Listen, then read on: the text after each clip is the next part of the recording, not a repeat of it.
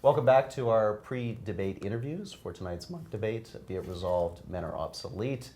We've got Camille Paglia. She's an iconic writer of a number of best-selling books. We all know them well.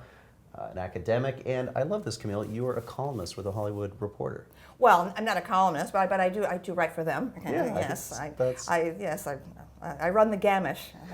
Well, see, I began very interested in popular culture at a time when being interested in Hollywood or rock and roll was considered unserious. There's absolutely no doubt I lost credibility in grad school at Yale because of my passion for movies. European art films had barely become known at that point. Well, let's talk about tonight's debate, and I want you to expand on one of your many quotable quotes on this topic, and it's that, quote, "Feminism was wrong to pretend that women could have it all. It's not a male society, but Mother Nature who lays the heaviest burden on women." Unpack that for us. Well, this is the theme of my first book, Sexual Personae, which is that I discovered through a long process of search as a dissident personality who did not identify at all with my gender role as a child. And blame society completely for everything. Okay?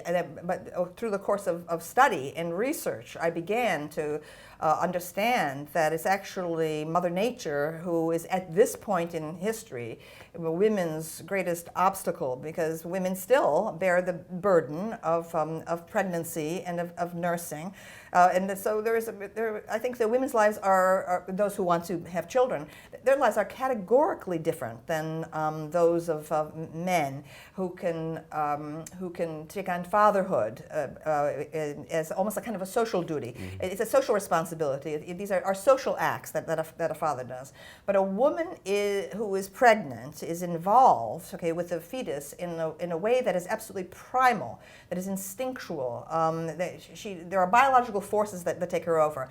And oh my Lord, if you raise this issue, okay, the feminists today, 99% of them squawk and scream and say that this is a conservative reactionary position. No, this is a realistic position, okay? And feminists are in a state of delusion, okay? And the feminist movement is losing ground the longer it denies this overwhelming fact of nature. Now, I believe, as the Marquis de Sade did, as Oscar Wilde and Baudelaire and Gautier did, my masters, that it is our obligation as human beings to defy nature if necessary. Okay? But one cannot deny nature's power or nature's existence. Universities around the world are now teaching this rot to undergraduates and to graduate students, okay, that gender is nothing but a fiction, an arbitrary invention. Yes, they would use the word construction, imposed, right, by oppressive institutions on people. And this is like absolute madness. Men will not know who they are. Women won't know who they are. Okay? I mean, and I support everything transgender, and I call my feminism drag queen feminism. So in no way am I coming from the right wing side. Okay? But what I'm saying is it's about time for feminist discourse to reappropriate biology. Biology must be, okay, a required course in every women's studies or gender studies program. The absence of biology, okay, has produced propagandists, okay, who have never even thought about science. So they're incompetents, okay. So that's why we have such confusion, and it's also why most people don't care about the women's movement, because they can see how divorced it is from reality. Give us a bit of a flavor for your talk tonight. You're an admirer of a lot of what men have built culturally. You think that this is key to how we need to understand civilization, not just in the past, not just today, but in the future. Yes, right. Well, one of my most inflammatory statements in Sexual Personae was, if civilization had been left in female hands, we would still be living in grass huts. And no one thought through what I was saying. I was saying, in effect, that all of the greatest works of life-defying, risk-taking enterprises, all of these things, okay, have been the product of men. Why Sexual Personae presented the thesis that men have been driven to create because of their more ambiguous sense of identity. Women know who they are from the moment their menstruation begins at puberty. They don't have to prove who they they are, right? But men always have to prove it again and again and again with every erection, with every sex act. They have to prove it again and again and again. So I'm saying that men are, heterosexual men in particular, okay, wandering the world, okay, finally finding the woman of their dreams, and it's just a vision of their mother, okay, and the sex act is going back to the womb, okay. There's a terrifying aspect, okay, to sex. There are all kinds of dark, imaginative forces going on beneath the surface that feminism kind of ignores. So yes, I have learned enormously from men. But one of my other sentences from that book is, there is no female Mozart because there is no female Jack the Ripper. Okay, Well, explain that. I'm saying that women cluster at the median point of the intelligent rank. Okay, they do not produce great geniuses. Neither do they produce some morons and criminals and mass murderers. Right? It is overwhelmingly obvious. Okay, that the people who are picking up guns and massacring children and so on, that these are distorted fantasies emerging from the male mind. But it's exactly analogous to art making, or to having this vision of going into outer space. Okay? I mean, every act of genius, okay, has its corollary, its parallel in an act of madness. So again, I think that feminism has been so concerned to deny sexual differences that it's painted itself into a corner.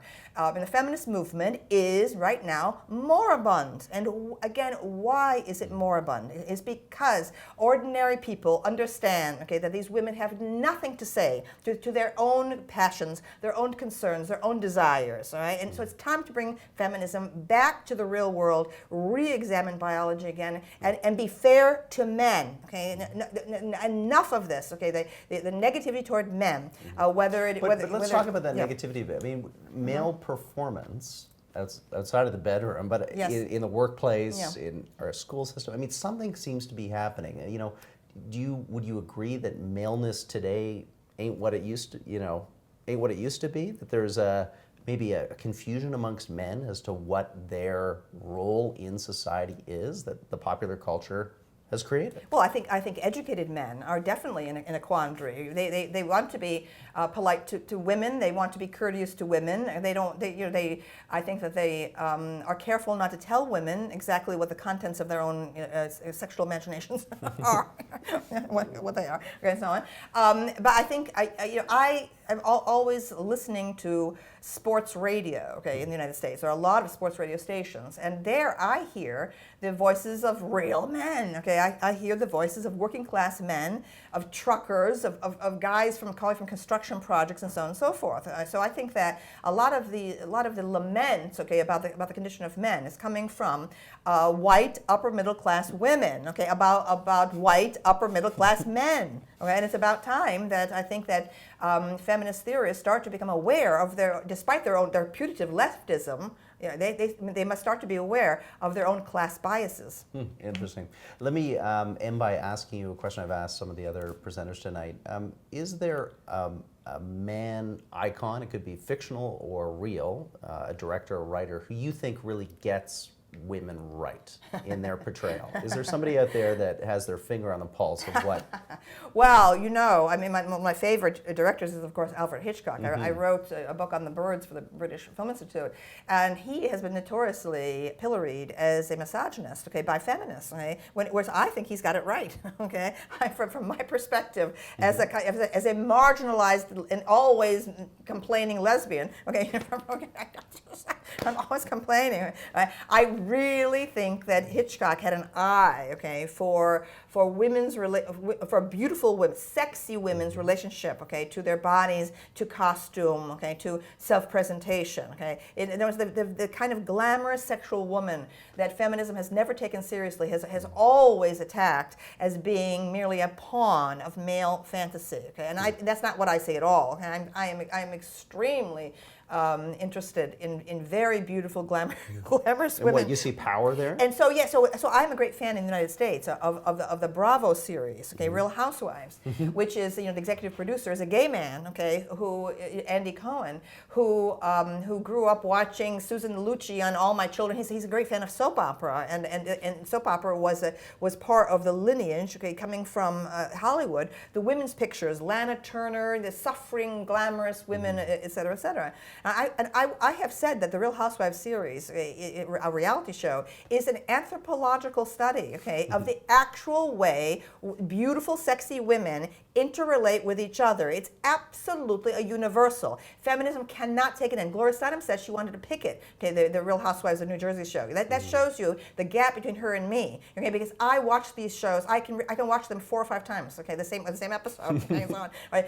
And wherever I go in the world, I see beautiful women acting toward each other in exactly the same way, okay? It's women, okay, who appreciate how a woman dresses. Women dress for other women. They don't dress for men. What do men know? Men know nothing, okay? Men just say, oh, you look nice, okay? What do they? Women, okay, go, oh, you look beautiful, okay? The women, immediately, the women assess and so on. There's this tremendous competition going on, okay, on the sexual level among high-profile women that feminism has been afraid to acknowledge, because they say, oh, then we admit women are bitches, then women are catty, women are this, women are that. That's just too bad, okay? Yes, I do, okay, worship, okay, the beautiful, glamorous woman. Time, okay, conquers all, okay? Beauty fades. Beauty is transient. That is why we value it. This is what the ancient Greeks knew about beautiful boys, okay, right? And beautiful, perfect athletic bodies, et cetera, et cetera. Right. So to me, feminism's failure to acknowledge that beauty is a value in itself, and that even if a woman manages to achieve it for a particular moment, okay, she has contributed something to culture, okay? And thank heavens for photography and for movies that preserve forever the beauty of certain women, okay, at their absolute peak, whether it's Catherine Deneuve or Elizabeth Taylor, or the great stars of the 1930s, Jean Harlow, whether Rita Hayworth, at her peak, et cetera, et cetera. Okay? So my entire frame of reference is closer to that of the mass audience that goes to movies, okay, than it is to that of feminist theorists. Okay. Well, Camille, you've given us a terrific taste of what we're going to hear tonight. Oh, well, I must stage. I have to be polite tonight. Well, oh, no, not too polite. This is a Canadian audience, okay, and I must rein myself in. But okay. don't do what Canadians do, which is start violently agreeing with each other. Okay, I'm counting on you to All right, take on your opponents. Look, thank you for watching these pre-interviews. We'll be back at 7 p.m. Eastern with the main show, Be It Resolved, Men Are Obsolete, at the Monk Debates on this live stream feed. Thanks for your time.